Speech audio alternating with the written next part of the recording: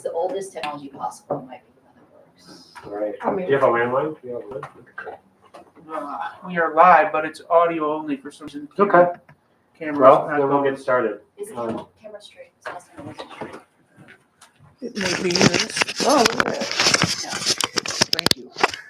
All right. All right, that was like a skit. Yes, now. All It right. inspires so much So, confidence. welcome everyone and everybody who might be watching to the Cleveland Community Police Commission's Police Policy Committee. It's Wednesday, March 20th at 6:14 p.m. And we are here in person and with a couple of committee members who are joining us from afar. So, I'm Pete Van Leer, Chair. Welcome everyone, calling this meeting to order and the roll call.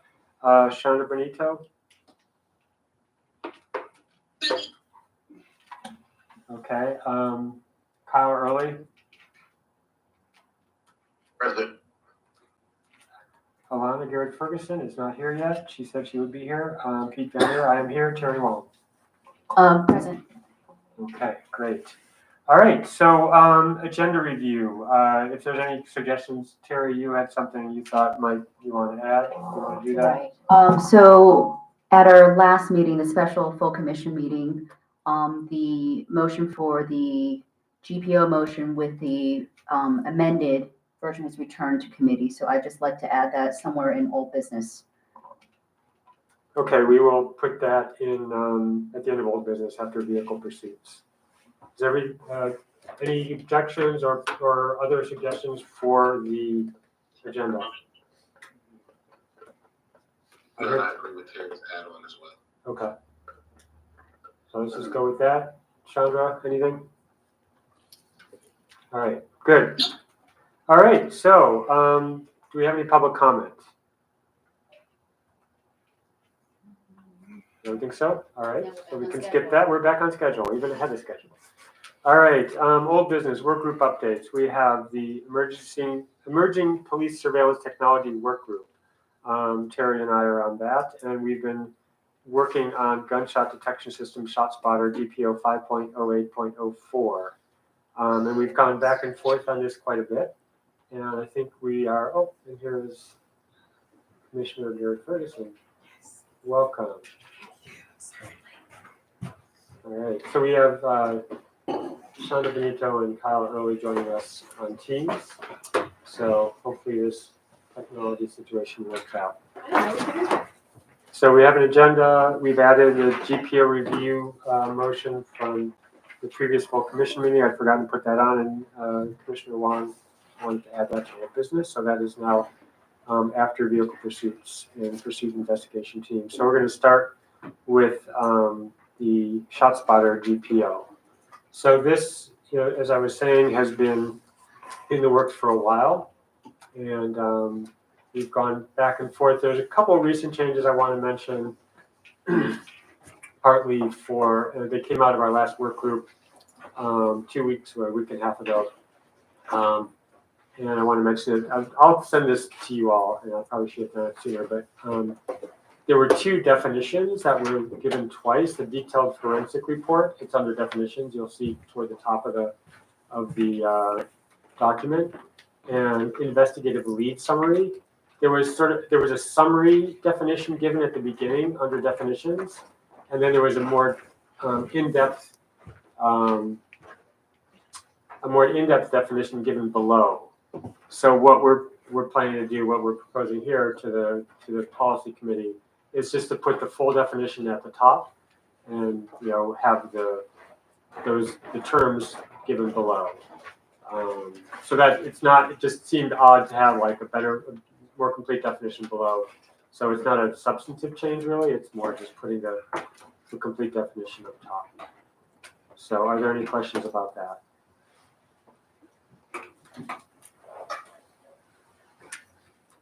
Okay.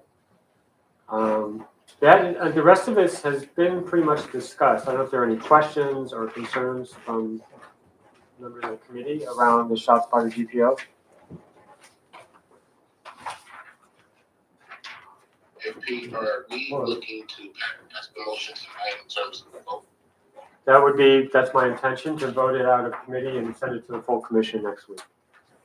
I put a motion on the floor that we pass it out of committee, and then I can open up for discussion. Do we have a second? Okay, Terry, you have a question? Yeah, so Pete is correct that we have had an extensive conversation about this, but one part that's still worrying me that we didn't get some clarity, and we might need some process kind of information from the commanders that are here and the captains that are here. Under, what is it?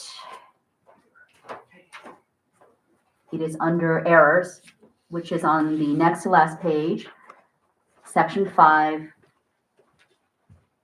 item B.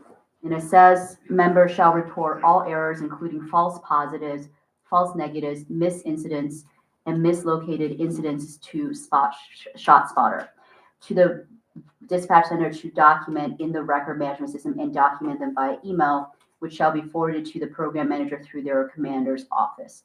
Members shall utilize the support option on ShotSpotter Respond to report inconsistencies. So this is not the original. We kind of added something to it because my concern is that if we're only reporting these false positives and negatives to ShotSpotter, we don't have a record in the police, right? Because it's being done through the app. So I think it would be, say there were like 5 shots fired and ShotSpotter picked up 3 of them. That would show some inconsistency or lack of efficacy with ShotSpotter. But if that information is only given through the ShotSpotter app and not documented separately through the police, my understanding is only, ShotSpotter would have access to that information and be considered proprietary and all this stuff. I think the city probably would benefit, the division would benefit, especially a lot of the concerns that are expressed to city council right now about its efficacy.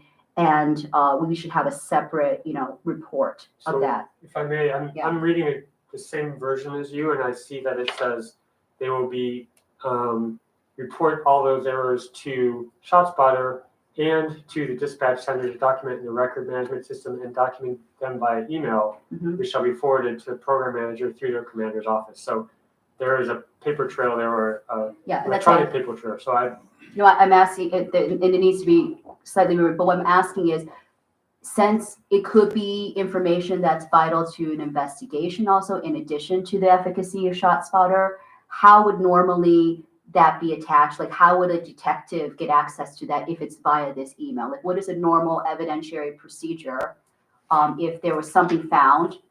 How would this, I guess maybe backtrack. Is this a reasonable way to document this ShotSpotter inconsistency? Or should there be a form attached to it? Because I don't know the difference between sending an email to your program manager and just having a form 1 that says ShotSpotter was not accurate in this respect, and then it'd be part of the record. It could be attached to a case file. So I don't know what would be more beneficial to police work down the line. And so does this make sense? It's saying now that that the officer should send these false positives and negatives to the dispatch center to document in the record management system and document them by email. Who is documenting it? Is it the officer? No, it says the language is that members shall report all errors, including false positives, false negatives, missed incidents, and mislocated incidents to ShotSpotter, which is an and, to the dispatch center. So the members are sending to the dispatch center to document in the record management system, and members are documenting them by email, which shall be forwarded to the program manager through the commander's office. So the members, the very first word there is the subject. Right, I understand that, but is that, so we can make it 2 sentences. So it's members shall also report these errors to the dispatch center to document in the, so maybe just tell me what is happening. So the member can email the dispatch center, and then the dispatcher takes down the information, and then how is it then that dispatcher sends it to the program manager? Is that how it works? I think what you're talking about for the information being sent to a detective or other people working on the case, if it's in the RMIS, in that report connected to that dispatch call, then the detective would have access to that file. Well, I'm just asking, like, I don't want to presume, it's not even just for the detective, there should be a police record that's easily accessible by people like CSU or people doing analytics on it, that in this instance, the officer's experience was different from what the ShotSpotter experience was. So I'm just asking from our, if our members of the division can speak as to what would best facilitate that data from being retained and being also accessible and usable for detectives and for also people assessing ShotSpotter in general. So we have Alana, and then I think Kyle, you had something to say. But can I ask? Let's go through the process and then we'll ask. Okay? I guess I'm just a little confused because to your point about city council, it looks like almost quarterly, or at least twice a year, that ShotSpotter actually is going before the safety committee and giving them a full report. So I'm not understanding what more we need to add to this GPO about that, because it seems that that information is already being documented. But it's at the not, safety committee. we had changed that. Kyle, go ahead, Kyle.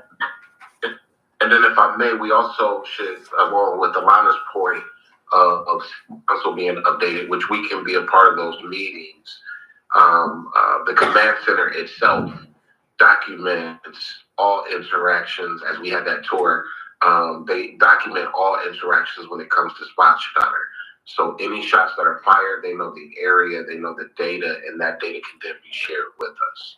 So I think there's 3 different things that happen here. Is the dispatchers get the information on false negatives and false positives or whatever that may be.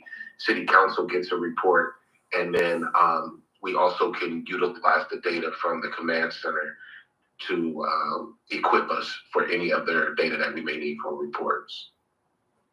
Okay, so there's a question to if you all have a response to Commissioner Wong. Unfortunately, Commander Kearney was not able to join us, nor DC Schlott. Commander Kearney and DC Schlott were not able to join us. I am not anywhere near the expert on ShotSpotter. However, in the following section under data, it does, each district is designating a staff member to update required statistical documentation daily and provide reports. Whether the inconsistencies or mistakes, I don't know whether that would be part of that, but I assume it would. And to answer your other question, I'm not sure. I can't imagine the division would not have access to the information as opposed when we provide it to ShotSpotter. We're in the process of getting a new ShotSpotter point person. So unfortunately, we're kind of between point people at the moment. Thank you, Captain Simon. And I just want to note that a false negative is what we are looking at in particular. That is different.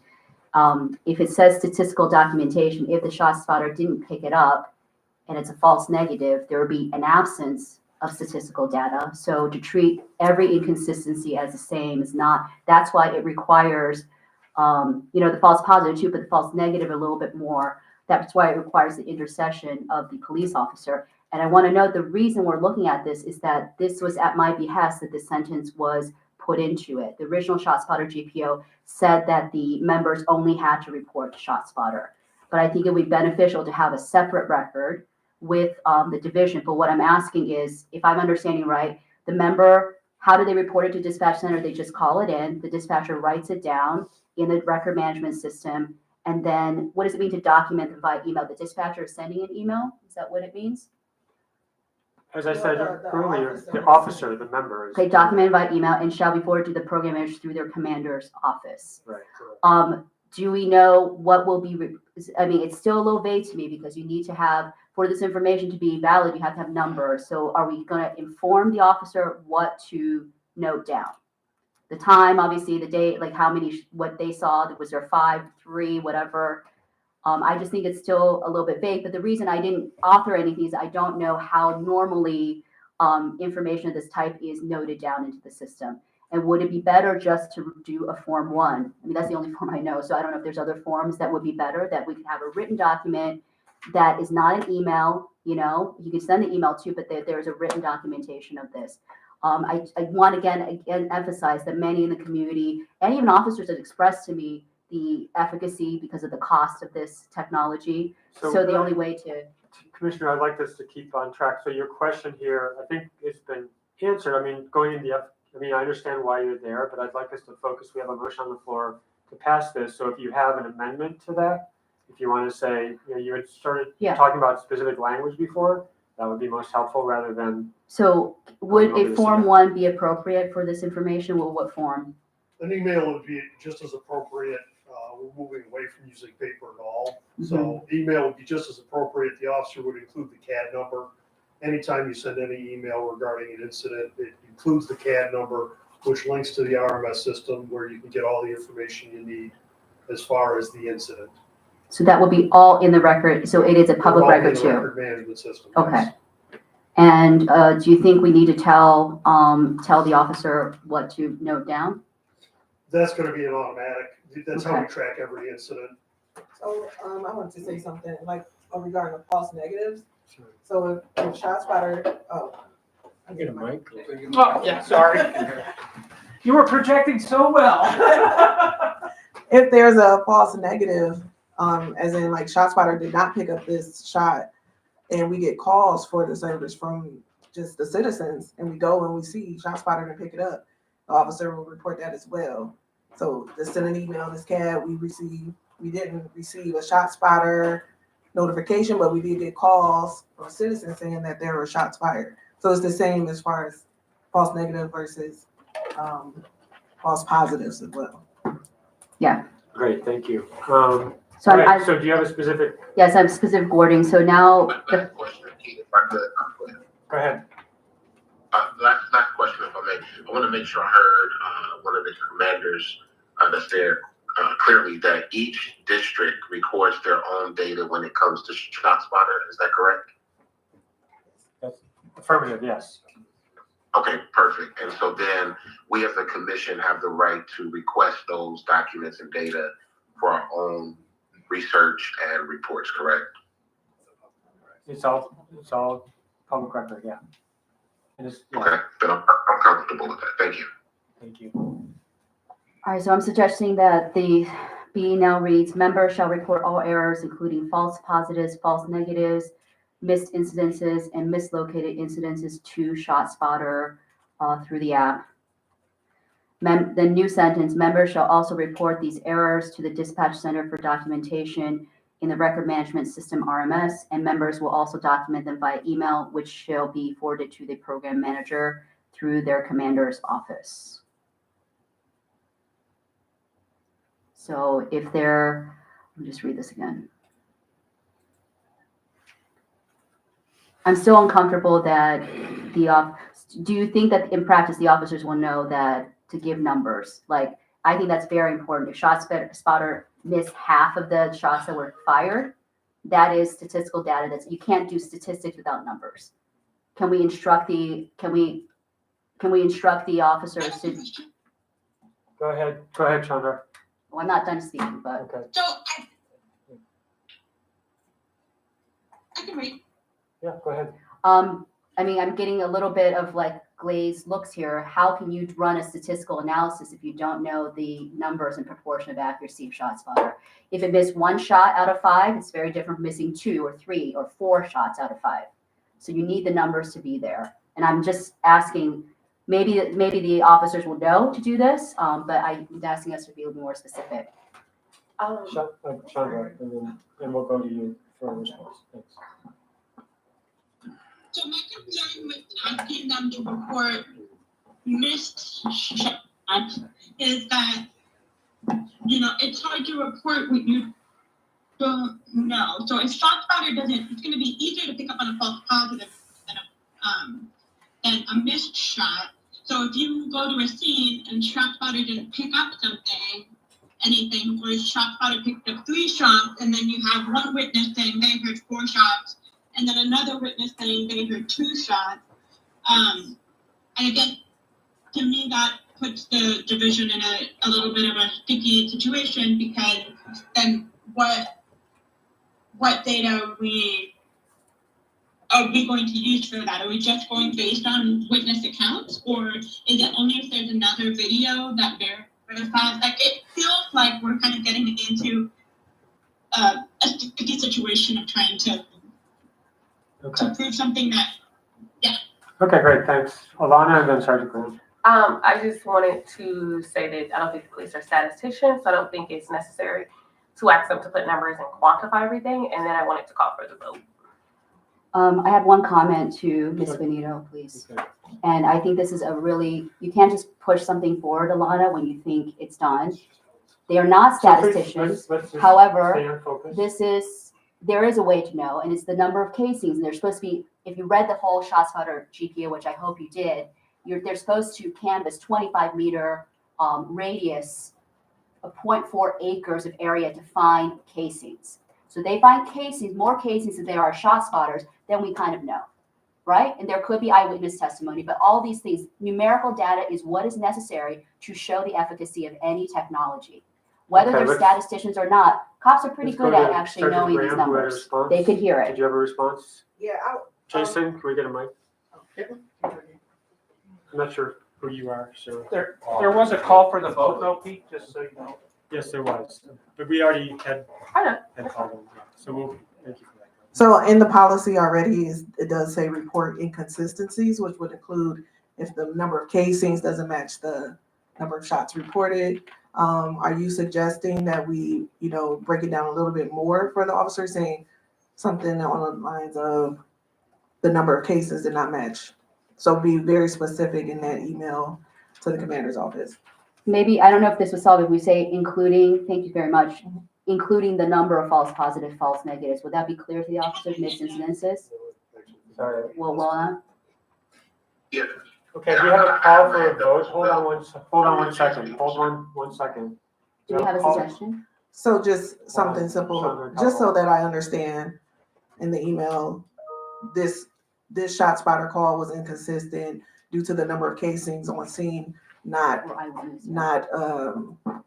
matching the number of shots reported through the shot spotter system or something like that. Which usually wouldn't work because when you have a revolver, there are no shell casings. Yeah, so that's what I was gonna say, so, but Every inconsistent to time. if totality, if the It could be the eyewitness too. eyewitness, the casings, the number of shots, so all of this is not matching up, so they just believe it's a. Because otherwise, Okay, so we have Chandra has her hand up, but we have a call for the vote. So as soon as Chandra, if you can speak, and then we're gonna are we gonna change address this? the, well, So what would Chandra? you? Thank you. Commissioner Wong, I would just like to remind you to please not make inferences about attacking people. I have read the full GPO motion several times, and it is not necessary for you to make attacking statements like that. Now, I think that I like what Sergeant Graham speaking. I like what she said about making it specific about if there are more shell casings than shots recorded by shot spotter. I guess the other concern is that the way that I'm interpreting the language that's being proposed is also that if it was not picked up at all, so then therefore an officer would not have gone to the scene to canvass for casings. So I just think that I want to make it specific that it's that, how are we expecting officers to, if they are called about or situation reported where shots fired later, and it was not picked up by shot spotter, so they didn't go and they didn't canvass. I just want to make sure we're not creating a situation where we're getting inaccurate data because different people are interpreting that differently. So I like what Sergeant Graham said about in situations where shot spotter is activated and then the number of casings do not match. And also, if you search in a 25-foot radius, that doesn't also completely mean that you are definitely going to find every casing. So I think that it's a difficult thing to ensure that all of that data is 100% accurate. But I agree that the data should be collected it. I just want to make sure that we're making it specific enough that it will be able to be applied consistently. I guess I'm just gonna jump in here. I'm worried that we're getting way too much in the weeds on what this GPO is gonna say and what, that's my only concern here. But if we have a call for a vote, but we also had possible amendments, so if we can get a clear amendment, that would be most helpful. So, is it Sergeant? Sergeant Graham. Sergeant Graham, would you propose where, we can just say 2 sentences, errors shall include, and we have a list. We can just say the reports to ShotSpotter and the email shall be detailed in what the inconsistency was or something. Something along those lines. Shall thoroughly, Yeah, detailing the inconsistencies. sees, member discovered or. So just like, I'm sort of taking some notes here too. So we could say that document them via an email detailing the inconsistencies. Is the main thing you're saying. Was there more than that? I just wrote in the sentence, the report shall detail the inconsistencies the member, discovered or, Okay. So where, this line editing, we're not doing like. Yeah, I'm here, I have it. So I just did 2 sentences. Is And- it live?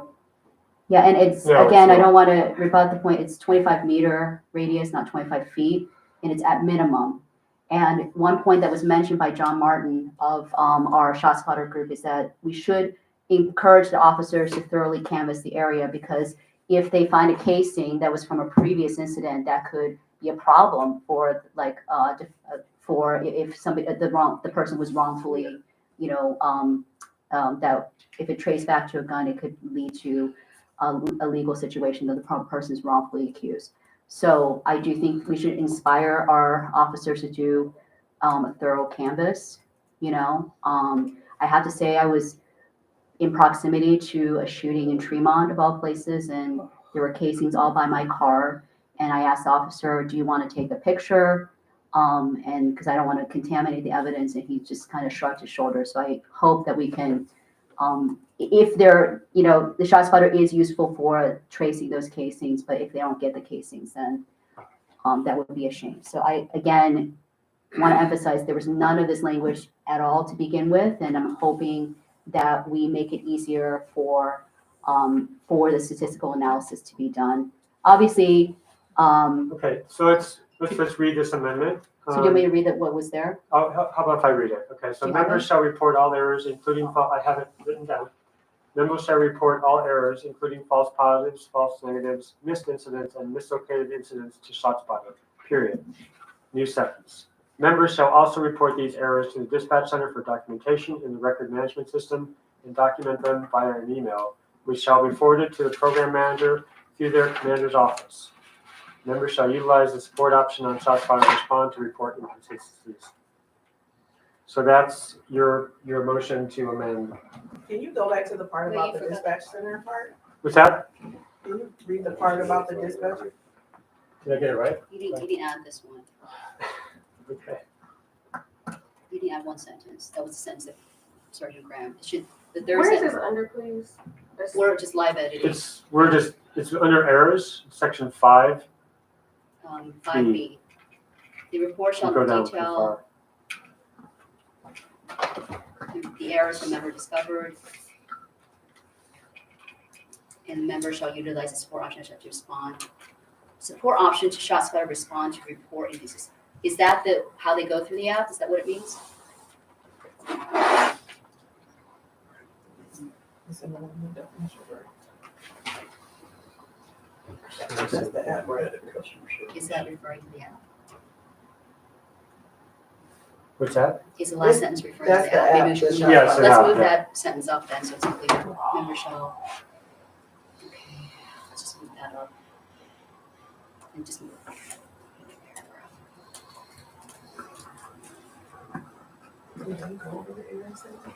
Well, they've done it a couple of years during, but then we would do the report inside. Yeah, shows my repeat. I mean, we've done that in the past. Is there anything that would be helpful to us? Or? I just wanted you to repeat the part you said Yeah, we're about gonna read it reporting again. it to radio. Can you email it to everybody? All of us? But Sergeant, But yeah, I know them too, but that's fine. It'd be helpful for us all to have the actual thing ready. Just everybody at the table? So for clarity, is this a friendly amendment?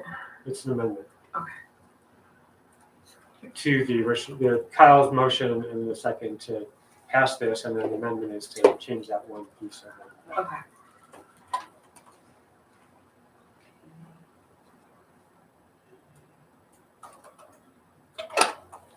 Looks like we lost Chandra. I don't know if I'll see if she's coming back in team.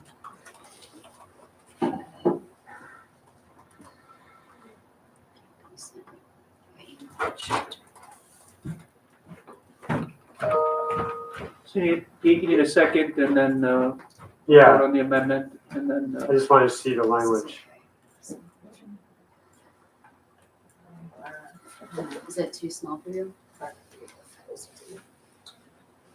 I'm sure for all areas of the false positive, false negative, to ShotSpotter. I'm sure utilize the support option with ShotSpotter respond to reporting consistency. sounds like she's back. Yeah, Members shall also report these errors to the dispatch center. So we will probably just say CCS for documentation in the record management system. And members will also document via email.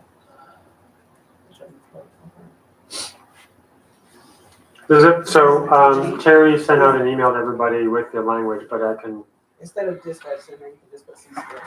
CCS? I received the email. you did good. Okay.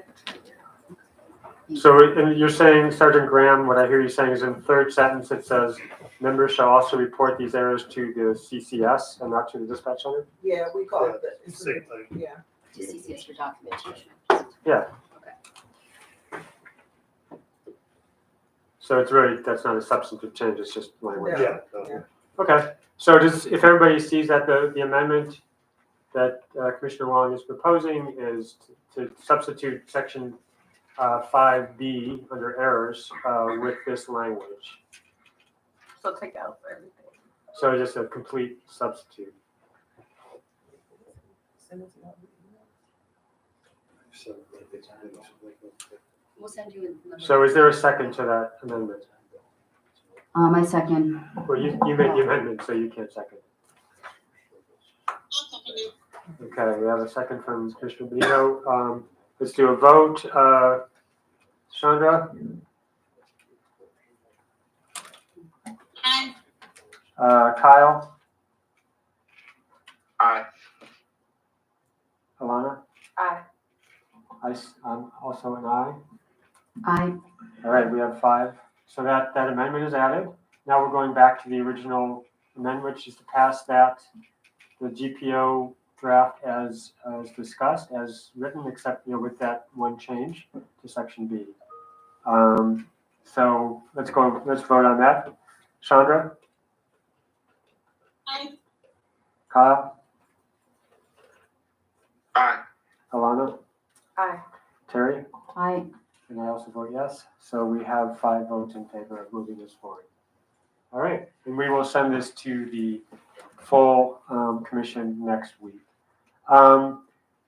Just real quickly, we're talking about doing a community forum on surveillance technology, which would include ShotSpotter, Fusus, and other technologies. And that's something we're looking at doing. If we don't have to discuss it more now, I think if y'all want to be involved with that, follow up with staff, probably Shelley and Jason will be leading that work, and I'm obviously going to be involved. So one question I have here is a follow-up on the CSE researchers. So Commissioner Wong, you said you were going to. Yeah, to do them. I apologize. I'll have that. Okay. All right. I did have questions. Could we just get access to the original pilot study? I know that there was a like a PowerPoint that Commander Cutts did but is there more data that you know of, or who would I ask? Carney? Command Carney? Probably Commander Carney. Okay. Okay, you want to do Yeah, that? I will do You that. wanna All right. All right. So let's move on then to the other work group, the Behavioral Health and Crisis Intervention Work Group, Chandra, and we have the post-traumatic incident protocol up for a vote. So Shonda, do you want to lead on that, or you want me to? I can handle that from here. It might be easier. It's up to you. Yeah, go ahead. All right, so we have been working, Shonda, Commissioner Benito has been working closely with the district and with the work group. And what I sent out, I believe, last week is fairly similar with, I'm just going to highlight a couple of things that have shifted. So the first one is under definitions, traumatic incident. So the change here is that I sent this out in an email to you all just before the meeting, so you should have that to all the committee members. So basically, it narrows the scope. The original language that we'd had in our draft was pretty much anything that happened in a officer's life would allow them to access this, and this would apply to them. But in discussion, it made more sense to back that up to what the language was proposed from the division for an event that occurs within the course and scope of officers' employment. And then the asterisk there is the addition. So it's for traumatic events experienced outside the scope of officers' employment. There's a referral to GPO 1.1.41, employee assistance and support. So there are resources available there as an employee, as a worker in the division, as opposed to something that occurs on the job. So that's one change.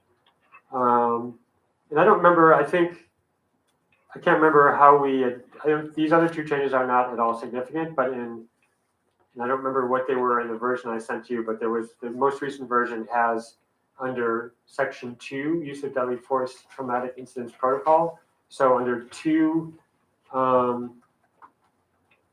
2A, number 10, if on transition of duty, the member shall complete the applicable requirements as recommended from EAU and the stress consultant below. So that's pretty clear language there. And then farther down in the document under section 6, return to full duty status, section A, members shall be cleared to return to full duty status by the chief of police based upon recommendations from the stress consultant, outside psychiatrist, and EAU. And previously the language had sort of put the chief of police at the end, and it was basing it on the stress consultant, outside psychiatrist, and EAU. This puts the decision squarely on the chief of police, but basing it on recommendations from those other sources. So those are the only differences. And the first one I think is the most significant that I want to make sure you're aware of. And otherwise, I would think this would be ready to Where's move the forward. first edit at? I'm sorry. Traumatic, it's under definitions, traumatic incident. It just changed it from anything that happens in an officer's life to things that happen within the scope, of course, of their work, the scope of their duty and employment. With the additional, if something happens outside of that, outside of work, then there's other ways to deal with that. I just have a global question. And I don't know if what is the experience? I know this is a policy, right? But when I have a friend who's a chaplain for, there does seem to be, never said anything specific, but there can be a resistance to asking for assistance in these respects. What have you experienced? And he questioned, when he looked at this, whether it was helpful to kind of mandate an officer to do these things. And I understand we want our officers to be supported as much as possible, but from like the lived experience of the officers, is this GPO arising out of, is it very hard to get them to go through these procedures in your experience when there has been a traumatic incident? Sandra, did you have to respond? Yeah, I'm happy to respond to that. So I asked that question as well, and we discussed that. They said that officers are generally willing to go through the process, that they haven't seen a lot of pushback on it. In the earlier draft, we included a place for there to be an appeal process, but officer, the CDP had some concerns, and so we let that open. A big part of what we discussed when we were discussing that removing that, but that officers are really responsive to this, and that they are willing to engage with the stress consultant and the team when they go through this process. So they did not feel like there has been a lot of pushback or concerns when employees are going through this. And I would also like to make a motion. I just have one follow-up question. I'm not trying to stop this. Oh, Commissioners, Hold on a sec. Chandra, you had a motion or what? I mean, you were Yeah, speaking. I wanted to move for, I wanted to make a motion to approve this GPO and send it to the full commission for approval. so I would second that motion as well. I would just also add that we have to be careful when we say mandate an officer to go through any type of mental health, whatever it may be, because now we're forcing them to take medical action, I guess, if that would be the case. I may be phrasing it wrong, but people have the option to do that, right? And oftentimes, too, we have to remember, because I work in the mental health field, that sometimes you might not receive the mental health or outreach that comes from your job, but you may have a therapist or a counselor that you see personally. So that's just as credible. And I don't think we can force officers to take a certain mental health or a therapy session, more so than allowing them to be comfortable in their move in their mental health space, if that makes sense. Okay, Terry? yeah, so that's what my concern is, Commissioner Early, because even if it doesn't say the word mandating, there are a lot of things that the officer has to participate in. We understand that it is to help them. That's why I asked my question. And my second question is, if they go through this protocol, how does that impact? Is it put in their record in any way? Is it an evaluation method for fitness for duty? And is it in their medical evaluation anyway? Like how is that relationship after they go through this protocol? Is there a record of this? Because to Commissioner Early's point, that we would hate for something to be, I mean, this is probably different than being injured physically on duty. So how is this information evaluated? So this is very closely related to our transitional duty GPO, which is a new GPO for anything illness, injury related. So if you're going through a post-traumatic incident, you're more than likely going to go into transitional duty. And that information, whatever your injury, illness, whatever your illness or injury is, wouldn't be, just put out there for everyone to know. That's private information that is dealt with our OSHU unit, our Occupational Health and Safety unit. So to be placed on transitional duty, you do have to have those recommendations from your doctor, the OSHU, and all those things. And also the change in the policy, they should complete the applicable requirements. So if it's a situation where the stress consultant and EAU believe you only have to complete a few of those things, you would only have to complete what they're recommending. Okay, great. So we have a motion and a second. Is there any further discussion? Okay, so I'll call the vote. Commissioner Benito. Aye. Commissioner Early. Aye. Commissioner Garrett Ferguson. Aye. Commissioner Wong. Aye. And I vote yes. So this passes to go to the full commission next week. Moving on to the next item under old business, vehicle pursuits work group. It's a quick update. I don't know where things are. We will have our first meeting next week. Excellent. All right. Are there any questions regarding that work group? Since there's so many, before some of the commissioners arrived, we're talking about that because I had wanted to be on that vehicle pursuit team also. So we discussed the possibility that it would just be a special meeting of the policy. There are other commissioners that want to be involved. I think that it requires a certain level of rigor and strategic ability that I would bring in. I'm not really sure why I was excluded from this very important GPO analysis. So, Alana, do you have the time set for that meeting yet? Yeah. Can you maybe let us know? We can formalize that, and if we need to turn it into a policy committee meeting, I won't be there if it's next week because I'm out of town, but, I'm not understanding why are we changing it from a work group meeting to a special policy yeah. meeting? We had a discussion, just talking about looking at the interest in it and making it a bigger public thing, just to shift it. You would still chair that effort. It would just like allow another commissioner or two to step in as needed. I just don't think that's necessary. Okay. We've done Yeah, other no, I work groups, agree. and so I just, Yes. it was very hard. And what Right. biggest delay has been is getting everybody on schedule, Right. and so So we've got the schedule, we've got the meeting scheduled, so we're good. yes, So what I just day think it is- should not be What a day is the meeting? special meeting. I think it should just stay a work group with the individuals who had already, we've been emailing, Yeah. they're already a part of it. Could So, say, is that you and Mr. Benito? Benito, Jan Ridgway, and Commissioner, Co-Chair So, Zayed. So I Okay. don't see the Yeah. point in adding Sure. more people or just having a special mhm. meeting when I we have work really, groups for a reason. I really think that given that there's 4 commissioners on there, and if we're orchestrating things to avoid quorum, that should not be the designation. If there's interest, as you've always said, by commissioner, they should be allowed to participate.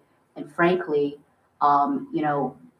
it is about the level of rigor. And Ms. Garrett Ferguson, you have not been present for a lot of policy meetings. So I would just, So, Excuse Commissioner me, Wong. I have a, Let's address well, I'm the gonna- chair, let's start for now. Okay, yes, so to the Commissioner chair, Wong, to the chair, please to the chair, refrain from. to the Say chair, that. to the chair. I'm Yes. going, there has been many insults that have been thrown my There's way, no and I'm insults, there's going, All right, the two of you need to, I hear I will you. say my piece because Yes, I go ahead. actually am also a policy expert. I have worked in the field of policy for the past 8 years, and I have worked at group think tanks and all other types of organizations. And so I do not like the mischaracterization about my attendance as part of this committee, and that has nothing to do. And I think that no one here is qualified to discuss what a person if a person has the rigor to do anything.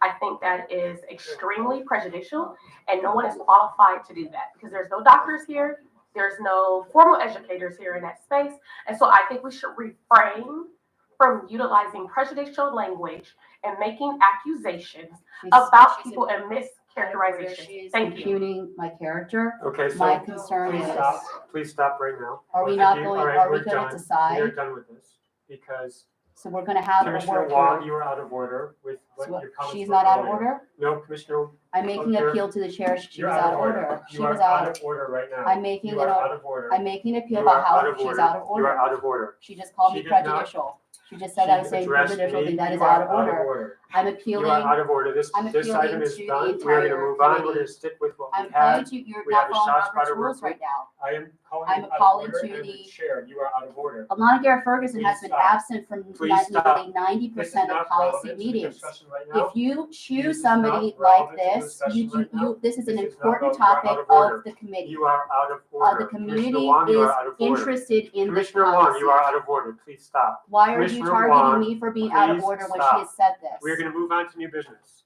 You okay. don't care Let's move on about to new who business. actually We're serves gonna on leave the this. work group as it is because you are out of order. We need to Commissioner vote Wong. on it. I make a All right. motion to There make, is no no, vote necessary yes, here. I'm making a You are out motion. of You order. can't exclude Commissioner Wong, you are out I'm of making order. a motion. If they Commissioner don't want Wong, to second you are it, out that of is order. fine. I'm making a motion that any interested, as we discussed with, with Edie Goodrick, that any interested commissioner, since this is an extraordinarily important policy of the community, for you to exclude people that have worked very hard on policy.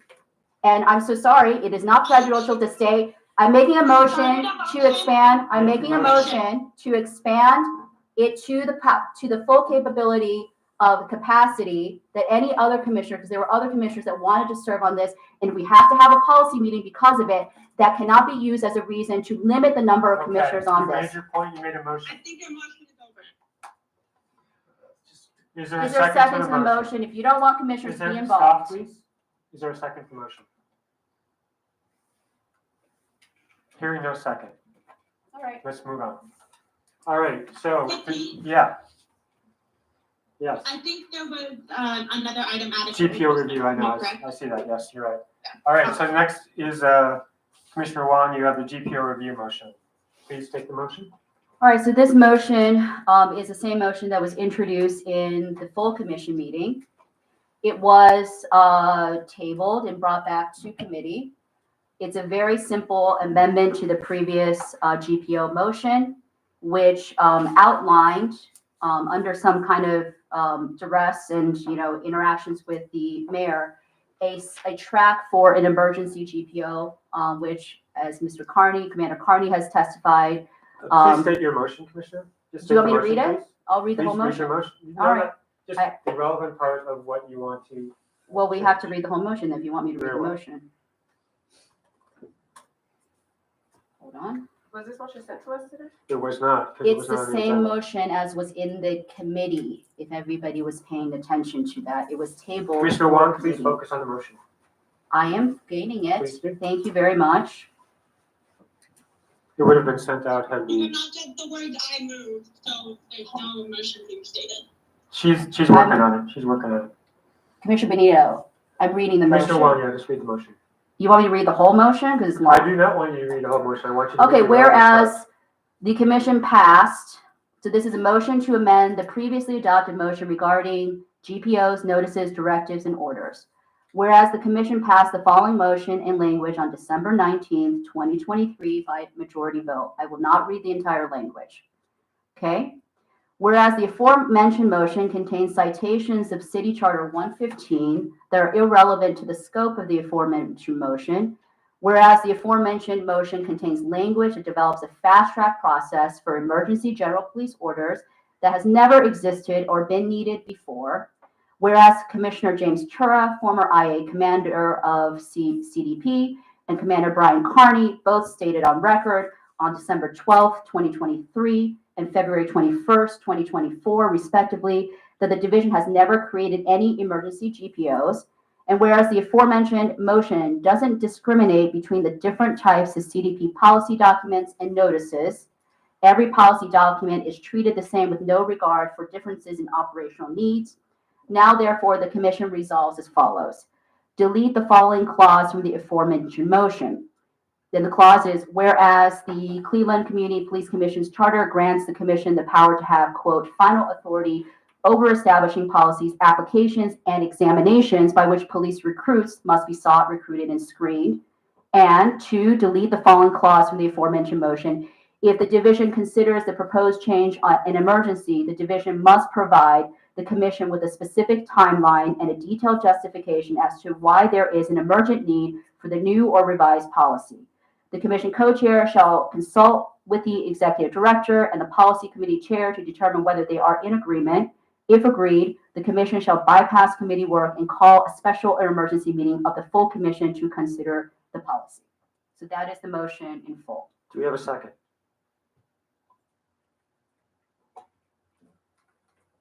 So we were Hearing no asked, second.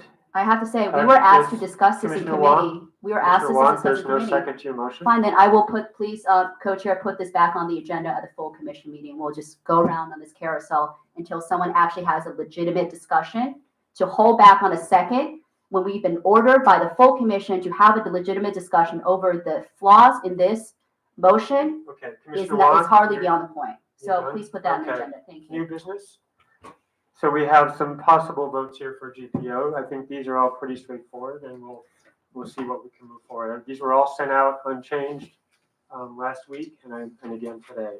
So the first one is the school emergency radio alarm program. It's been reviewed. I don't know, Jason, if you have anything to say. I've sent it to a few people who are working in the intersection of criminal legal system, for juveniles and schools. They had nothing to say. No changes or suggestions. So I reviewed this. This was the scope of my past life's work as the emergency manager and Homeland Security advisor for Case Western Reserve.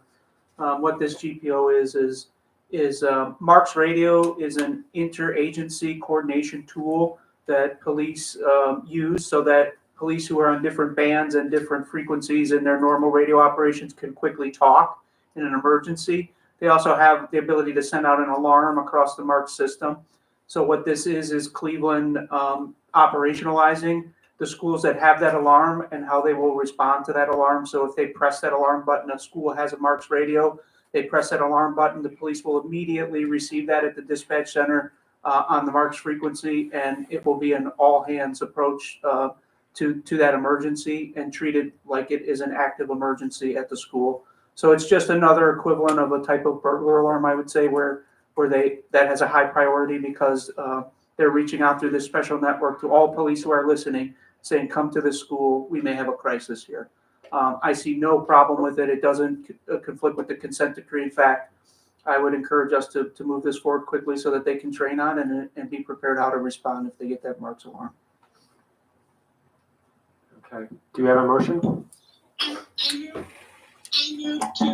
move to approve this motion, or sorry, to approve this GPO and to send it to the full commission for approval. Do we have a second? Okay, we have a second. Any discussion? Could you let us know what has been changed a little more in detail? This is, I believe this is a new Totally GPO. new, It hasn't yeah. been changed. So it's implementing a system that didn't exist before. So And has this gone through? is that correct? Or? I think It there's, was originally a DN. We're making. Oh, okay. So it came out Oh, as a DN. So now it's an official policy. So. So I think it's interesting that it passed through being a directive first before it gets to a GPO. I think that is the proper process. Has it been, you mentioned, has it gone through the DOJ? I'm sorry. So Did you? this is not a consent decree policy. It has nothing to do with consent decree. This is about responding to a cry for help from the school system who has these radios. It's really not, there's nothing in here that intersects with any of the consent decree policy that I'm aware of. And Captain Simon, you work on this every day too, so you can comment on it. Yes, this is not a consent decree policy, but even if it were, it needs to go through the commission, the full commission, before we send it to the monitoring team of the DOJ. That's the process that's in place. Could you expound upon the relationship CMSD? Are they under an MOU right now with, is that MOU still active with the CDP? Yes, it is. And we have a signed agreement with each of the CMSD schools that have radios on site. We also, that program was also offered to private and parochial schools as well. So my understanding of the MOU is it does have some consent decree like requirements, right? Is there? No, I don't believe that it does. I don't.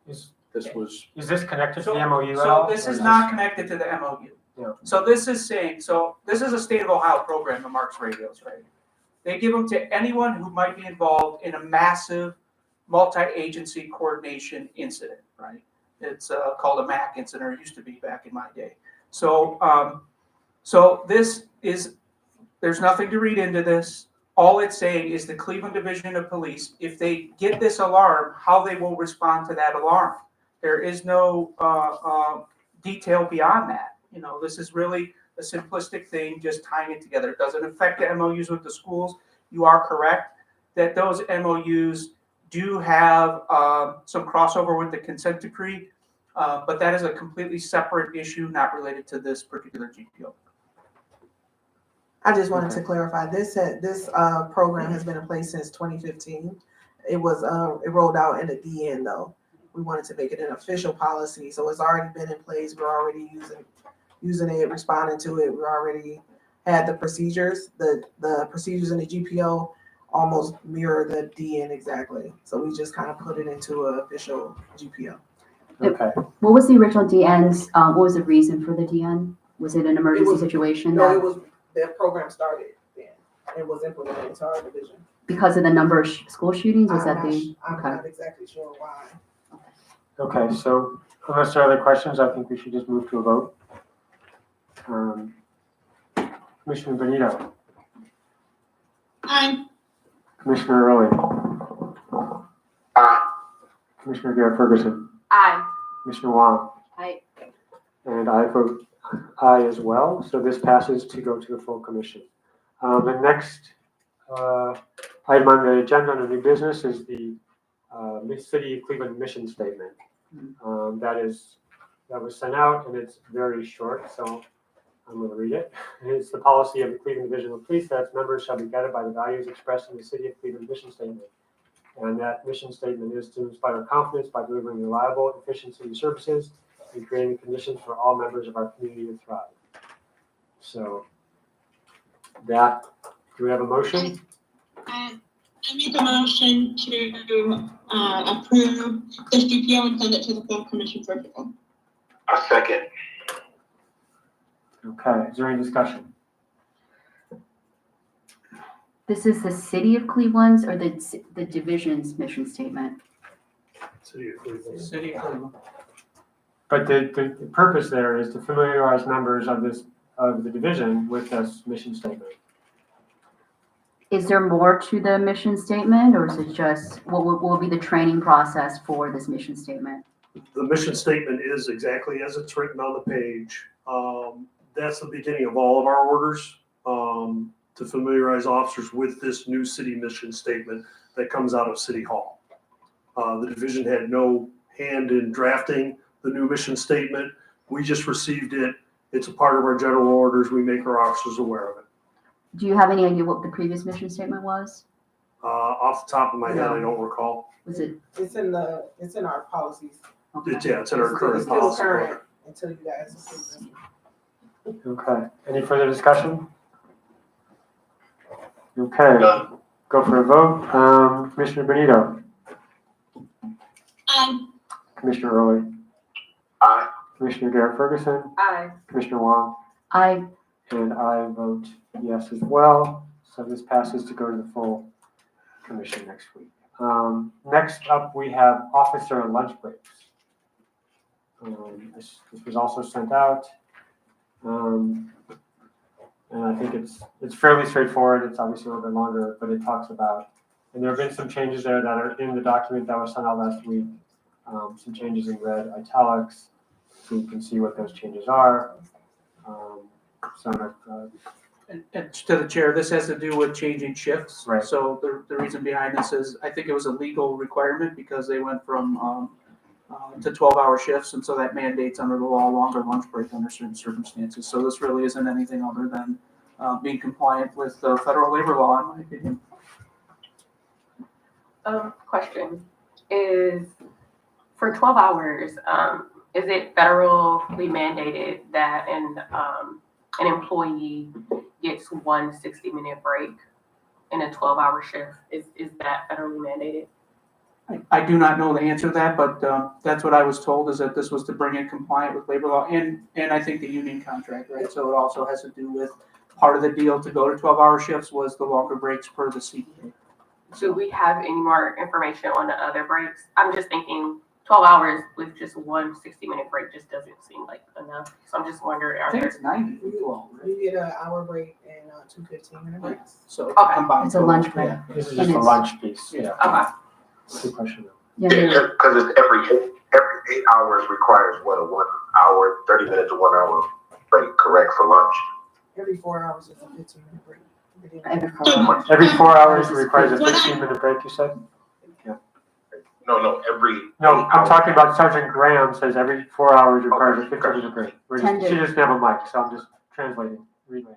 10 to 15 per 4 hours, and then minimum 30 minutes unpaid break for 5 to 6 hours. And I So- think my point was that there are some things here that it's not our discretion to edit Right. because they're mandated by We can't CBA really and they're change part that. of the law, so I don't.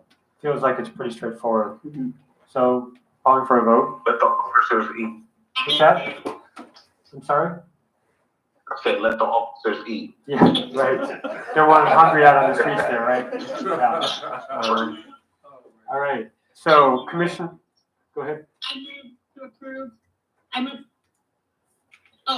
move to approve the GPO and to send it to the commission for approval. Is there a second? Second. Okay, Commissioner Wong, seconds. Any further discussion? Okay, Commissioner Benito. Vote. Aye. Commissioner Early. Aye. Commissioner Garrett Ferguson. Aye. Commissioner Wong. I, And I also vote yes, and this passes to go to full commission. Next up, we have active threat. And this is a change to the agenda. We moved it up. It's been reviewed. And so Jason, if you want to speak to this. So Pete asked my opinion again. This was my past career. This is an updating of how officers respond to things like an active shooter in a business or a school. In my professional opinion, in my public safety and policy background, my emergency planning background, what they're doing here is bringing it up to current standards. If you've been paying attention to the way the Uvalde shooting went down, the school shooting there, the police were heavily criticized for their response or lack of response. I think they're moving to solidify in their policy, it's my interpretation, the rapid entry team approach where the first couple of officers, the highest ranking officer takes command of that and they immediately intervene when they believe that there is lives to be saved. So I think that what they're adopting is what is best practices nationwide at the time that we are living in now.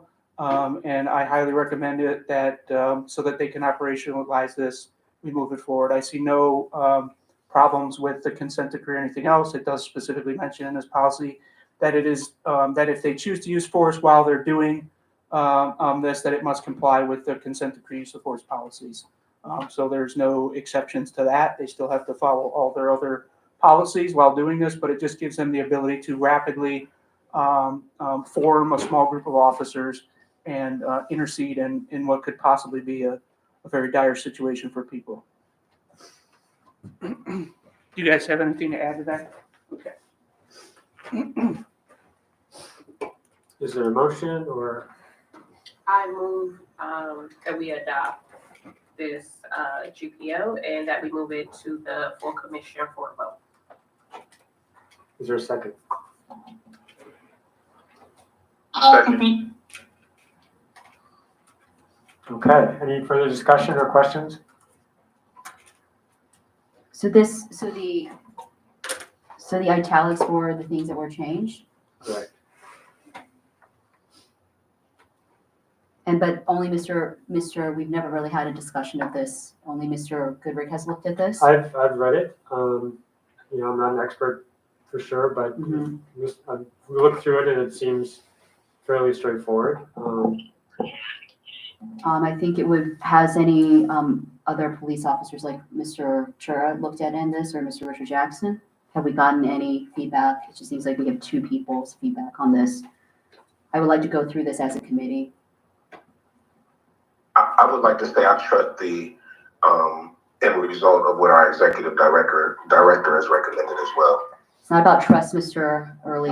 Let's stay on the subject here. Let's just. Well, he said he it made a first. statement.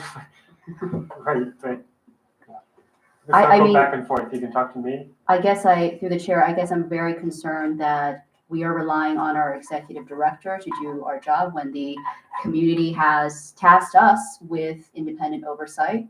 At least I realize that Mr. Van Leer has looked at it, but again, it is seeming that we are not actually even deliberating in a committee and then we move it to a full commission vote. Are there We're any? not deliberating because If I I don't can think respond everybody to the even chair, read this. through the chair. I'm not Yes, finished, I'm not finished. I've already been in committee once that another commissioner has said that they've not read something and they will vote on it. I don't think this is the right process for us to be going through. The community has tasked us with the oversight. Mr. Goodrick, I respect, your experiences very much, but you need more eyes on this. And right now we only have two people that I believe that if all of us read it, we would have something to discuss, but it seems like we have very little discussion on any of these GPOs. So What is the oversight? So Mr. Early and Mr. Benito and Mr. Garrett Ferguson. To the chair, I want to say this, that our executive director is a part of the commission. And if our chair and our executive director has reviewed documents, I respect their research, I respect their work ethic, and I respect what they bring to the table. Neither is separate from the commission. We are a family, we are a group, we are a team. So we work as such. And so if our executive director, with his knowledge, and our chair, with his knowledge, has presented information to us that's valuable, then I think we should follow it. Commissioner Benito. You have your hand up, Commissioner Benito? Yeah, yeah, sorry, I lost the, so I have read it. I read it when it was sent, this afternoon. And I would caution us to equate not having questions or not having concerns with not having read it. So, I don't think that every GPO that comes to us needs to result in a work group that then has to do a deeper dive. I think the point of having the process that we do right now is so that we can have eyes on everything that's coming in, so that we can identify issues that the commission will need to dive into. So not every GPO that comes to us, it is not our job to go and get expert opinions or to make changes. We are part of a review process. If during our review process, we identify an issue or a concern, at that point, I believe it would be appropriate for us to do something like create a work group, bring in other people in the community, including Sergeant Jackson that you identified, bringing in other commissioners that might have relevant expertise. But it is not, we are not in the business of crafting every single GPO that the CDP uses. We are in the business of providing oversight and review of it. And then if there are issues that we believe need to be addressed, we can address them. Thank you. Commissioner Garrett Ferguson. So I want to echo I agree with Commissioner Benito to the chair. I think also it is, I've also read this when it was sent out today. It also seems like this GPO is aligned with other similar types of GPOs that exist throughout the country. I think that this is a GPO that we really need to just push forward because in today's climate, we know that any day can be an active shooting day. So I think this is about public safety at this point. We know Cleveland, unfortunately, has been subject to several active shootings and active threats around the city or at schools. And a lot of this, honestly, is also very on par with other organizations now are moving to doing like ALIS training and active shooter training. And so a lot of this is just like the second approach after that type of situation takes place and how law enforcement should intervene. We don't want to have a Uvalde situation here. We don't want our officers to be delayed or not to be properly trained and that result in a mass casualty. So I would really hope that we put the public safety, make that paramount, and not get caught up in the scrutiny of legislation and of policies. Commissioner Warren. So I hear the concerns. However, I think that they are probably not relevant to the scope of whether we are reviewing policy. I'm not going to mention the commissioner that voted for something that they did not read. I will not make that accusation, but it has happened multiple times. And the funny thing is I do give some of these policies to friends who are lawyers, friends in policy, actually, that do policy work. And they have a lot of comments about them, lots of comments.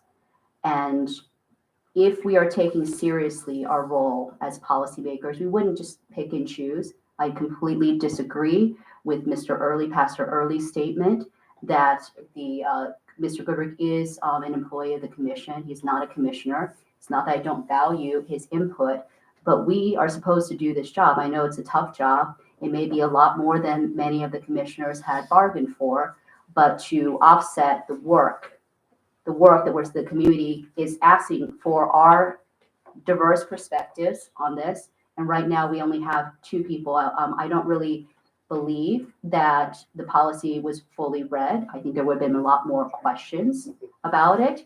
And when I have statements that policies were not read and then just rubber stamped, it's hard for me to see this as anything else but a reproduction of the past.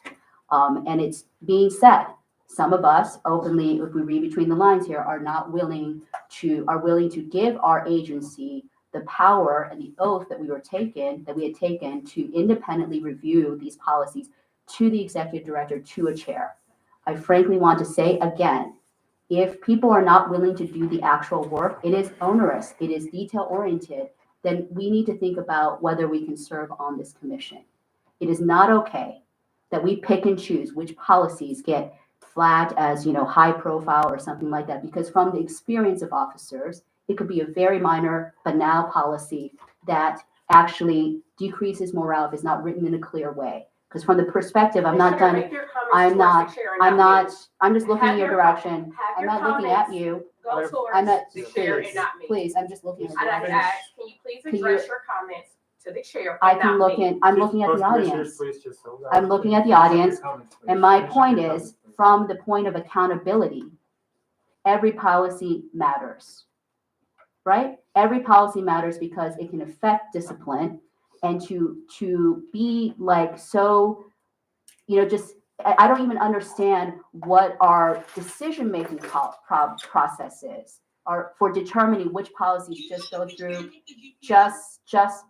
No, I'm concerned. Stay on subject I'm here concerned- because we're- right well, now I'm we're concerned- talking it is- about- it we're is- I'm talking concerned about that you're the addressing GPO. me. I'm not, I have to look at the audience, my gosh, it's Move like, this- it's like, move this along. I'm not finished speaking, I Please have speak 10, to I the have, I'm specifics trying to of speak this specifically GPO. to this. Thank you. I do not believe that this is a good, I've asked multiple times, I want to move, that we open a work group for these so-called minor policies, There's a that we motion on review the that. floor, so. So I make I'll make Sorry, I'll make a motion after this then. Go ahead with this, but this is again, rubber stamping, Okay, Jason, I saw you had your hand up and. I just want to be Sure. clear. nothing about the policy. I just okay? want to okay? be clear, this was sent to the whole commission on 3/5, so that's 15 days. And I want to reemphasize, this was my career, right? And this is a very important policy in my opinion. And I'm not a commissioner, that's very clear.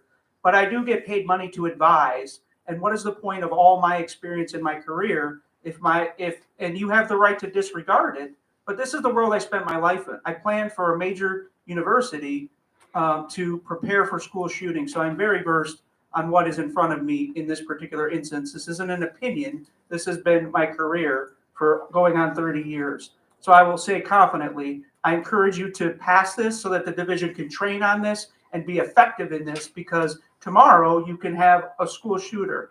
Now, on the flip side, the power. I don't have to re-explain it to you. If there's something wrong with this policy, you can revisit it at any time, but it's unnecessarily holding it up so that the division has to delay its planning to implement this is just not a good decision, in my opinion, at this point, because there's no such thing as emergency GPO. But if there were, this would be one that I would say should not be delayed, because this is about responding to something that can affect people's children in a school system. Okay, so I think we're gonna move on to co-chair Adams. To the chair, I just wanted to just chime in real quick. So the first thing I want to say is I really would like us to refrain from making statements that we cannot prove. We don't know, you can't make a statement, and this is through the chair, to the commissioner, you cannot make statements that you can't prove, to say that someone did not read something, because we just simply do not know that. So I just wanted to put that out there. We should refrain from doing that. The second thing is we need this policy. I'm speaking as not as a commissioner, but as an educator. These past years have been, we've seen a huge uptick in threats to shootings in our schools. I've been a part of them, even during the pandemic. And so if there are critiques perhaps of the policy that maybe, the thing about all this stuff is that we can, if we find that something needs to be amended, we can always amend it. And I also wanted to say that given Jason's experience in this area, in terms of like resources that we have within the commission, he would be considered an expert in this area, considering that he helped shape a policy for case on this particular active shooter, this threat issue. And I also wanted to say that I still have not heard an actual critique of the policy. So I want to just put that out there, that we've still not stated actual critiques of the policy. And lastly, I wanted to say that it was stated that this affects discipline, but from an educator perspective, this is not, for me, this is not about discipline of officers. This is about the safety of myself, that I don't want to be a teacher that has to put my life on the line to save my kids. And it's about the safety of these children and making sure that when parents send their children to school, that they come home safely. So I think that, I would say that we have found guns inside of our school this year. So all I'm saying is I get, some of the reticence, but as an educator, I'm going to say that I would want the police to have a solid policy on active threats inside of our school. So that's just what I wanted to add. And again, I will say, I still have not heard an actual critique of the Thank you, Clerk policy. Chair. So I think we're going to move to a vote. Very quickly, please.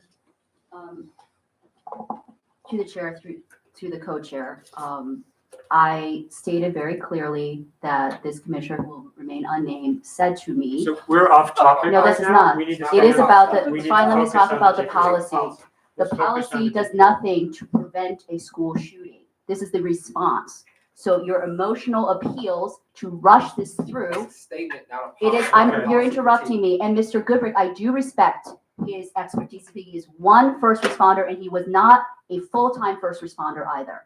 Were you not? That is So incorrect. let's calm down. We're going to stop and we're going to move to a vote. This conversation was not productive, so we need to move forward. I'm calling for a vote. Commissioner Benito, are you there? Commissioner Early, Aye, yes. Commissioner Derek Ferguson, Aye. Commissioner Wong, Abstain. and I vote yes. Passes 4 with 1 abstention, and we're going to move on. Thank you all. Next, we have updates from the Accountability Committee on the 2 items that that committee is working on: corrective action matrix and the manual rule. So, Commissioner Wong, if you have a quick update on that. All right, so we are complete with it. It's a pretty extensive document with the manual rules, which is basically the kind of constitution, the Bill of Rights of the officers that serves as the foundational kind of authority over whether they are following procedures in addition to GPOs and other things. So we are done with we have a lot of legal questions. So we are going to decide whether we should just send them to, there's no lawyer on that work group. I can send it to a few lawyers, labor attorneys would be to look at, or maybe we go share it with this committee first and the accountability, and then collate all the questions for that attorney. The corrective action matrix is basically how discipline is determined in the division, and we are nearly done with that. Part of our work is matching the 2019 recommendations from the commission with the matrix.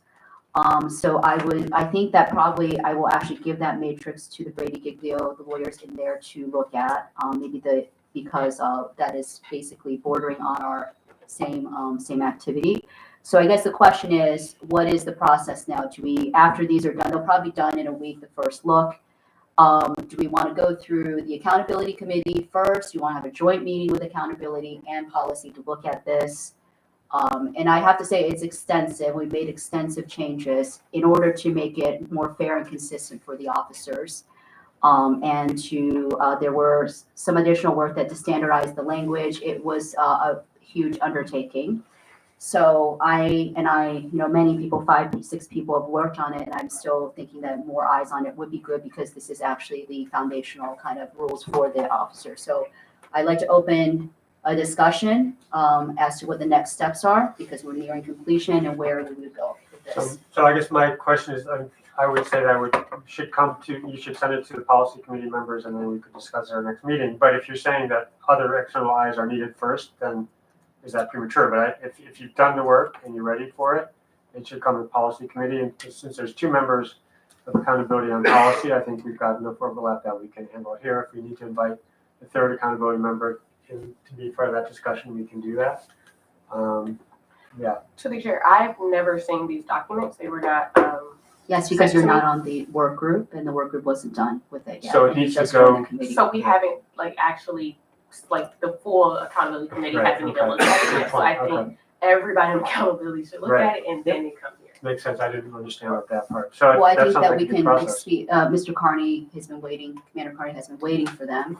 So I think I think that getting the whole committee with Jim Chura, that will be the whole accountability committee too. So I'm proposing that. I'm sorry, If Jim Chura was just invited to our next policy meeting, that would be the full accountability committee too. So that discussion would be accelerated. I would just like the document sent to me so I can at least look them over and see what has been done because the chair of accountability has never sent those to me. Because it was not ready. so that's fine, that's Ferguson. clear. So now those documents are ready, is what you're saying, to be sent Almost out? ready to be sent out, but I think we still need to decide whether we can have a joint meeting. I don't think it really makes sense to go through accountability. What I propose is that we send it to accountability and policy. Everybody looks at it.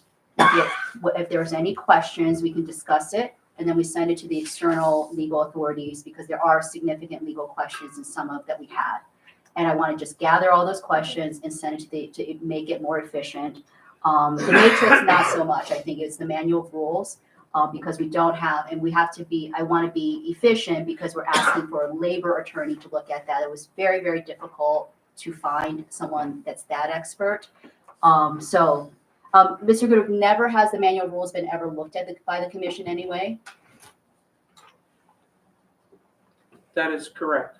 And It hasn't been updated since 2010 is the previous version, I think, 2012. Yeah. And it underwent significant revisions, right, based on another city's model, is what I understood. That was handled by Commander Carney on that. Right. Yes, so yes, I'm sorry, so they modeled the new manual extensively off of Denver's manual, and so there were a lot of changes, and so we've worked with you tomorrow, right? We'll go through all this. On Friday. Friday, They well, want to meet on Fridays because they want, okay. you know. Well, I'll So- at least have it to you guys so you can look at it then. Right, so why don't I can send out the draft, but again, if the work group isn't 100% done with it, so I think we should have the discussion in the committee, collate the questions, and then send it out for external review, then the work group will finalize it, and we bring it to the full commission, that's my suggestion. So, That seems good to me, does that work for you? Yes, I just want to see the documents. That's all I'm asking. Commissioner We- Benito, do you have any again, thoughts do on that? not give the work group work until it's done. We've heard that, that's fine, So that's please good. stop making an Okay, implied accusation. please, let's stay the subject here. Okay, Commissioner Benito, do you have any thoughts? Does that sound like a good I process? have to you? no objection to the fact that it's been Okay. laid out. All right. I have no objection. So we'll look for those documents fairly soon. Okay, any other questions around that issue? Okay, here we go. So the next piece of the agenda, next items on the agenda are new GPOs that have come to us from Commander Carney and that need our action. There's a lot here. I'm not recommending that we divvy it all out tonight, but we need to be aware of this. I can send these out. I have started some work. I looked at the social media policy and usage, and Director Goodrick and I talked about talking to some First Amendment experts. So I sent that out the other day. We'll see where that ends up and if they have thoughts or response there. I'm letting Kyle back in. Yeah, go ahead, Alana. And I think I kind of mentioned this at, I think the last full commission meeting. How do you, because I've been seeing these come through as well, and I created a spreadsheet. And when is the appropriate time for us to bring that feedback of these to you? Do you want to do that during this meeting, or do you want us to have that emailed to you? I would say email it to me would be more productive. Yeah, we have a spreadsheet. Good Director And I can Goodrich has a send it. spreadsheet. I could send it to everyone, so Alana, you'll have access to it. So Pete and I just set it up and it's new, so we can share it with the group now, the whole spreadsheet. Yeah. So save yourself having to do the same thing. Commissioner Wong.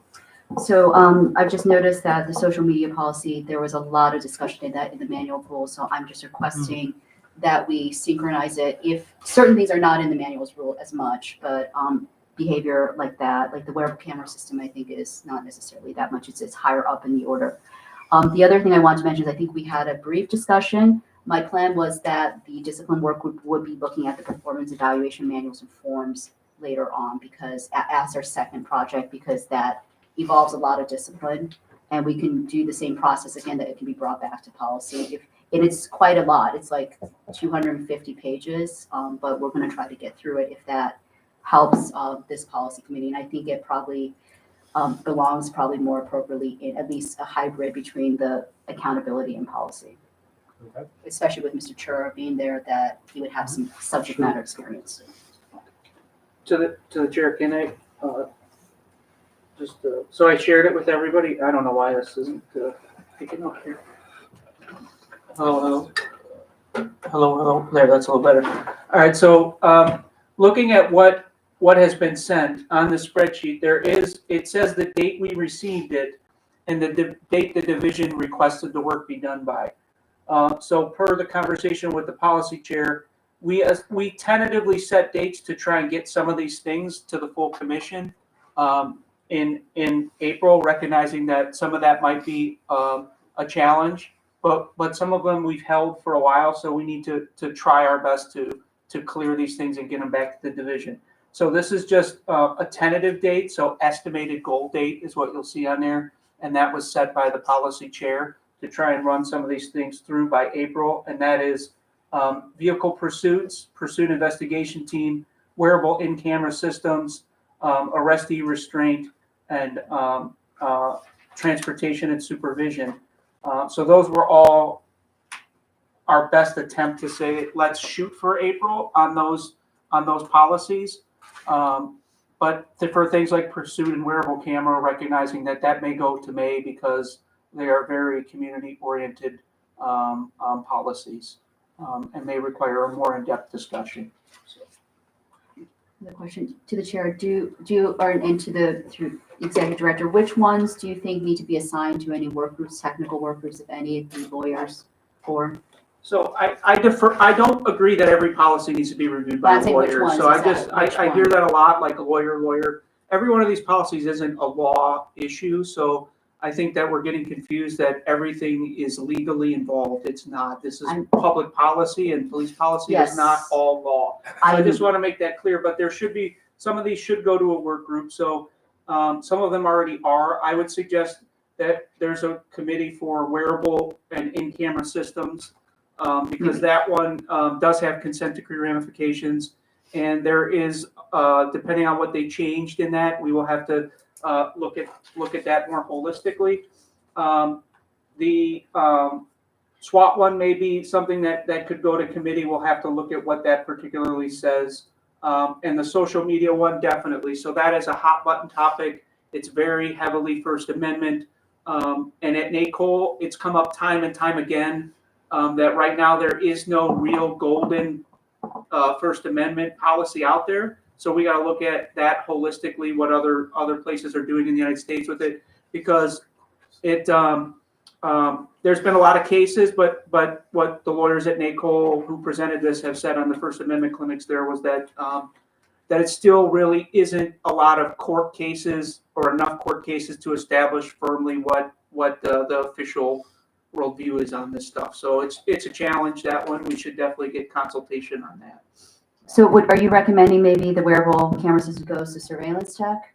That would be a good one to do it. I would agree. Yeah. That's already an established group, and I think it fits in that. So yes, I think that's a great idea. Can we maybe ask for First Amendment? Oh, we have an ACLU expert, right? Maybe the social media too? We actually Gary? reached out to Case, who has a First Amendment clinic, Andy Geronimo. He's worked with us in the past to see if he may be agreeable to take a look at this and give us some feedback on this policy. Do we want to just invite him to that group and there's the other attorneys in it? Maybe First, surveillance tech. I don't know if that would make sense. I don't think social media should go to surveillance tech. I think that should be a separate one. But I think wearable camera should, and in-car camera. Okay, and are we deciding that can we take performance evaluation manual forms to accountability initially? So, okay. That's fine with me, yeah. All right. Does that make sense to everybody? It's up to you guys for that. I think I will say that Commissioner Rodriguez is the only commissioner who's asked for a copy of that and has an interest. So, She can come to the. I would make a note to at least reach out to her because she's taken a vested interest in this and include her in that work. So I'll send that to her. She can attend that work group. Actually, there should be no problem. So we can do that. That would to the chair. That's not a work group. That's just going to the accountability committee, correct? We're going to the Performance. discipline work group because it is, we're not gonna discuss 200 pages. We have to have community input. We have to be able to have someone like Richard Jackson come in, so it has to be in a work group. To the chair, I'm just a little confused. For the performance evaluation manual and forms Mhm. for that particular, you're not the chair.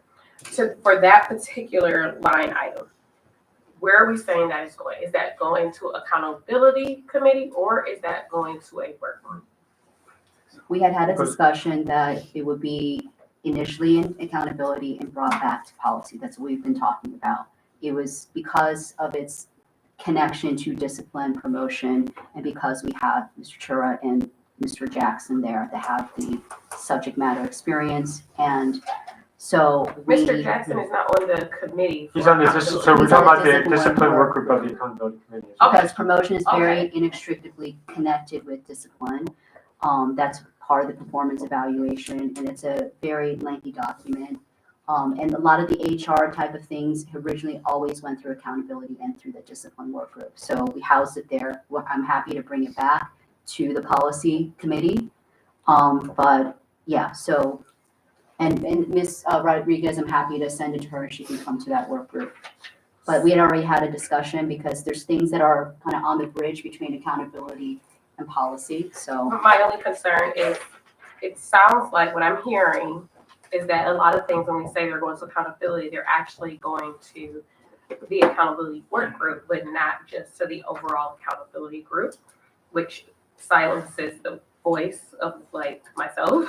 So I would like to be a part of that conversation. So I'm asking, can that be something we discuss as part of the accountability group and not just put everything in the work group? It seems like a standard process would be for the accountability committee to discuss it and assign it to a work group. So we go to the accountability committee with the kind of the general understanding that it's probably going to go to that work group. My general instinct goes is to to the assign it accountability to a committee work first. group, and that was, So this you was should sent out discuss many that. months ago. You should discuss that in You have, okay. And then for the, I had a question about the social media policy and usage because I had a lot of thoughts on it and I wanted to know where is the appropriate place that we discuss that? Because like, in just looking at it, like over time, over the past couple weeks, I'm kind of confused around why is it just one policy that includes for professional use of social media and for personal use of social media, and then the fact that like there's only 2 or 3 social media apps that are listed, but there are so many different other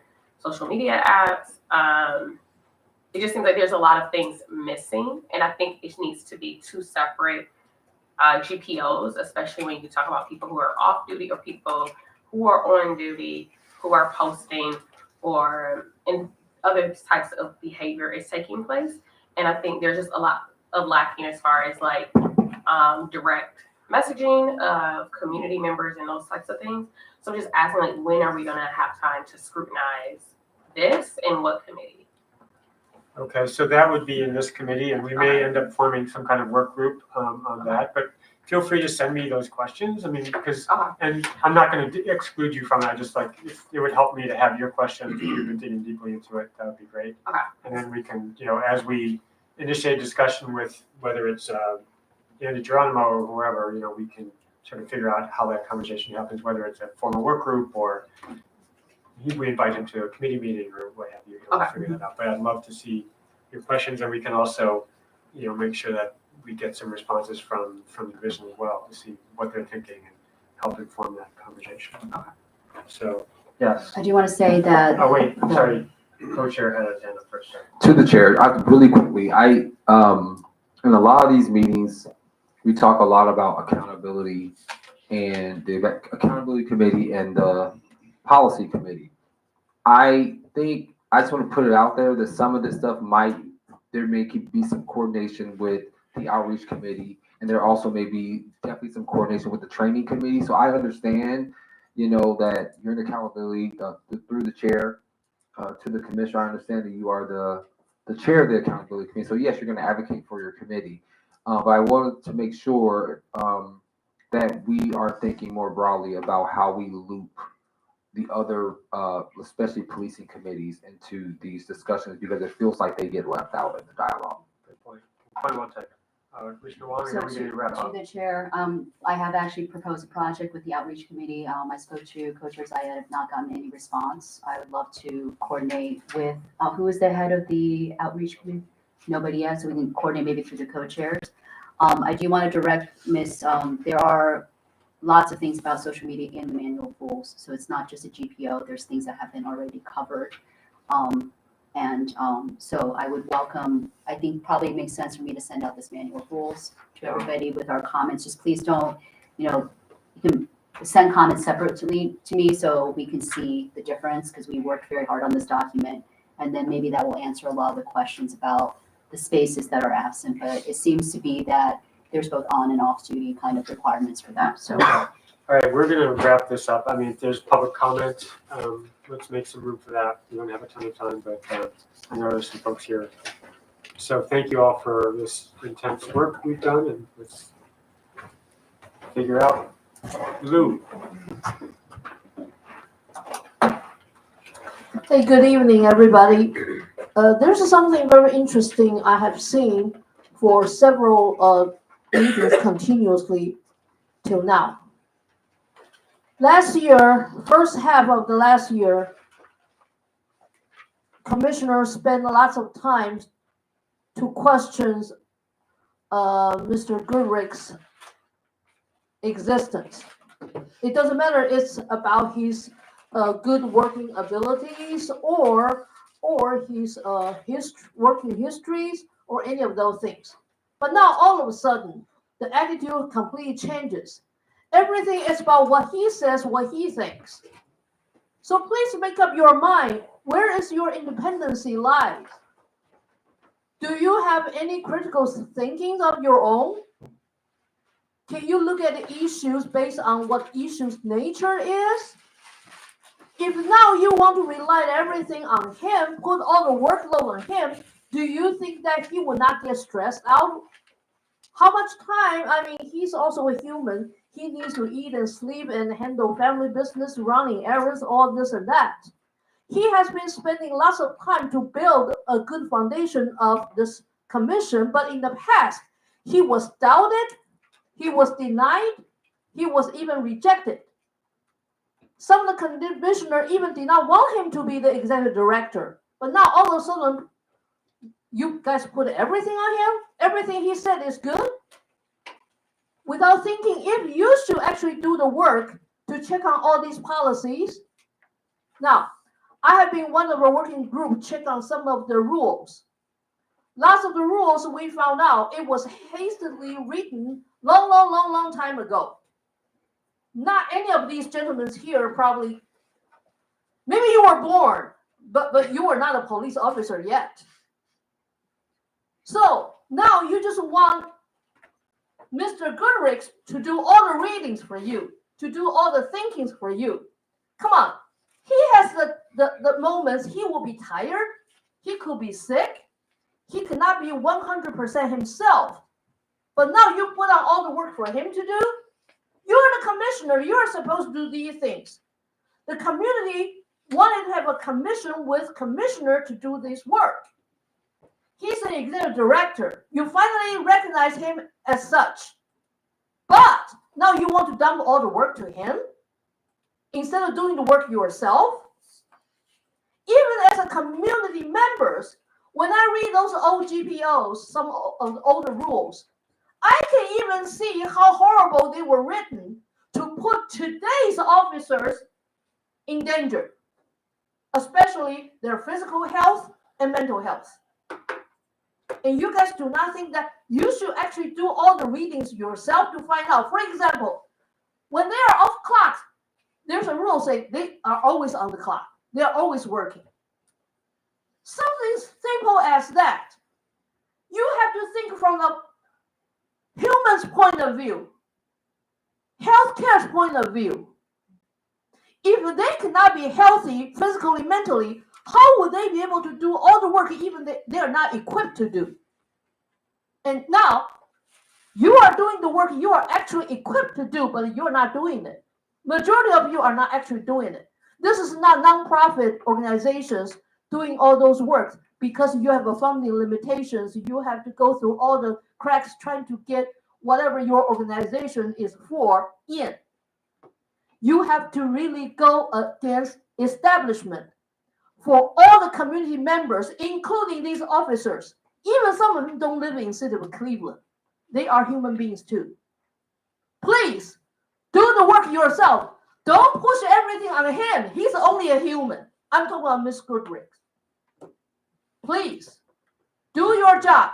Read all the papers through and through to understand this is different from nonprofit work. You need analytical mind. You need critical thinking. Thank you. Stand up. Do yourself. Thank you. Last comment? Okay, we're gonna have to extend a couple minutes. Is everybody good with extending 5 minutes?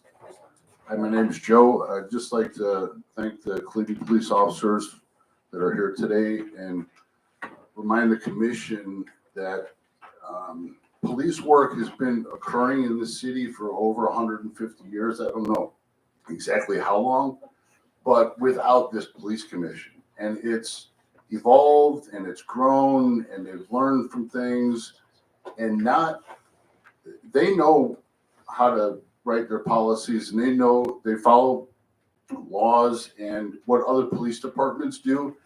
Not every single thing has to be dug into and pulled out by the roots and looked at and examined. So I just wanted to remind you that police work has been occurring effectively in the city for many, many years. And thank you for the entertainment. This is better than Jerry Springer show. Is this your phone? No. Is this your phone? Okay.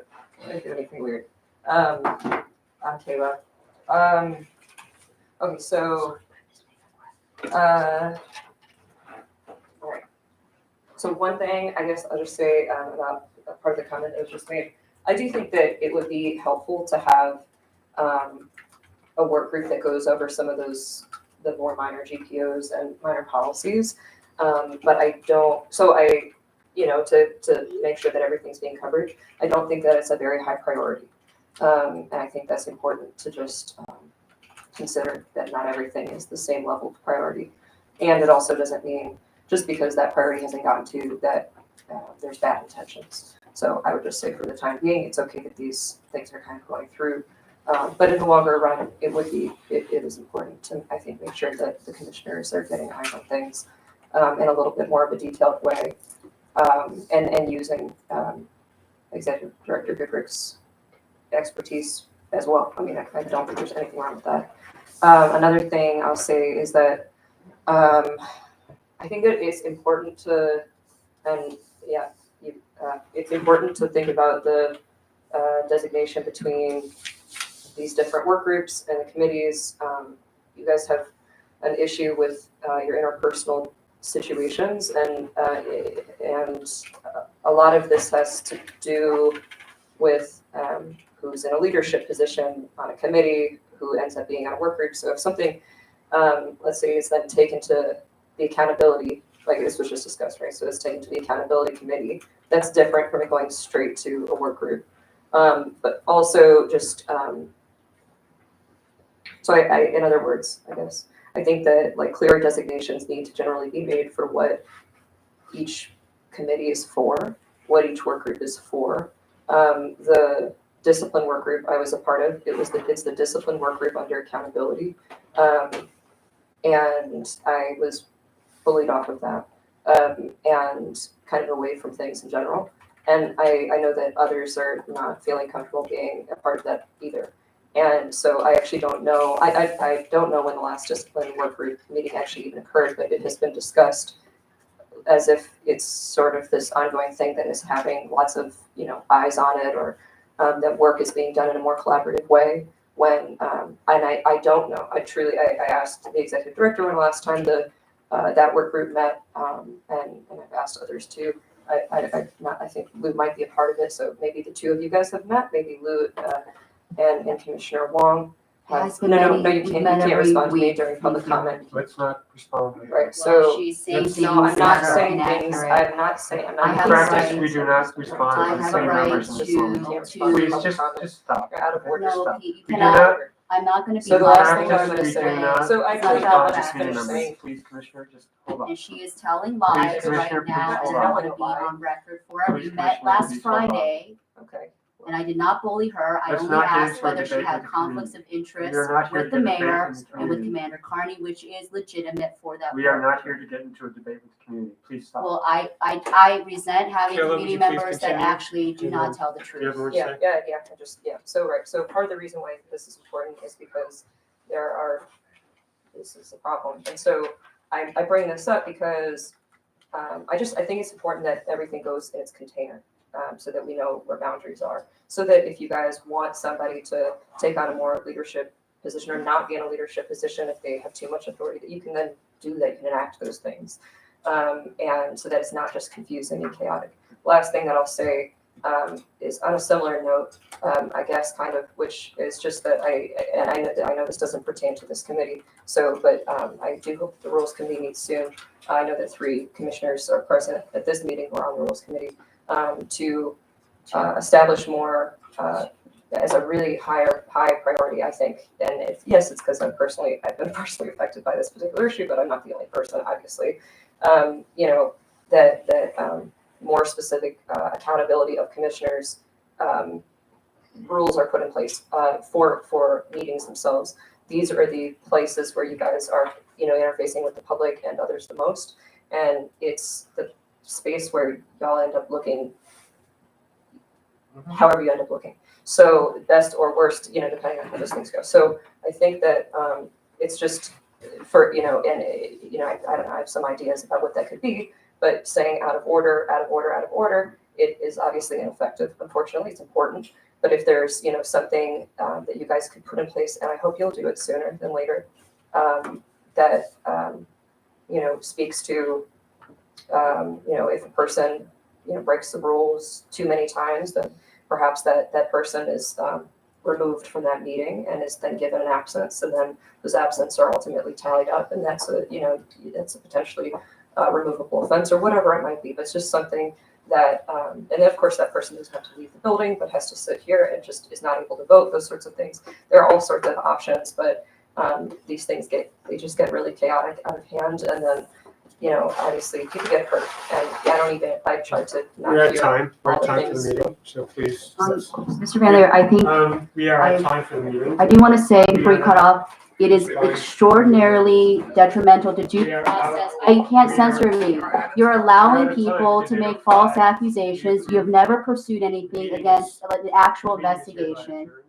No, Mr. Van Leer, this is actually out of process, out of right. You're allowing people to libel me on air. Cut it. So, Don't take away my mic.